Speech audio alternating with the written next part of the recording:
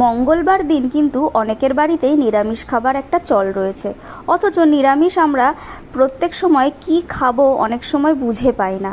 তাই এই রেসিপিটা লুচি, পরোটা, রুটি যে কোনো কিছুর সাথে খুব সুন্দর যায়। তো তোমরা একবার কিন্তু ট্রাই করে দেখতে পারো। তার জন্যে বিনস, গাজর, বিট, ফুলকপি, মটরশুঁটি, একটু আলু, ক্যাপসিকাম এই সবজিগুলোকে লম্বা লম্বা করে কেটে নিয়েছি এবং আলু আর ফুলকপিটা একটু ভেজে নিয়েছিলাম। তোমরা যদি মনে করো গাজর বিটটাকেও ভেজে নেবে সেটাও চাইলে করতে পারো।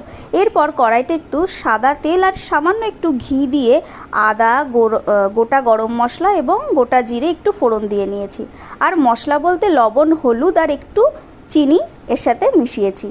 এরপর একটা আমি পেস্ট করেছি, যেটা হলো কাজু বাদাম, একটু হালকা দুটো কিশমিশ আর একটু চারমগজ, একটু পোস্ত মিক্সিতে পেস্ট করে নিয়েছি। এই পেস্টটা ওই গুঁড়ো গরম মশলার ফোড়ন যেটা দিয়েছিলাম তার মধ্যে মিশিয়ে নেব ভালো করে। যখন একটু দানা দানা বুড়ি বুড়ি উঠবে সেই সময় আমি সবজিগুলোকে অ্যাড করে দেব। এরপর একে একে সব সবজিগুলো, ভাজা সবজি যেগুলো তুলে রেখেছিলাম সেগুলোও দিয়ে নিয়েছি। তার সাথে মিশিয়ে নিয়েছি একটু টক দই। ও আরেকটা ইনগ্রেডিয়েন্টস বলতে ভুলে গেছি, একটু পনির লাগবে। পনিরগুলোকে আমি আগে থেকেই একটু তেলে হালকা করে ভেজে তুলে রেখেছিলাম। ছোট ছোট করে কিউব করে কেটে নেবে। আর এর সাথে কিন্তু টমেটোও গেছে, টমেটোটা আমি বলতে ভুলে গেছি।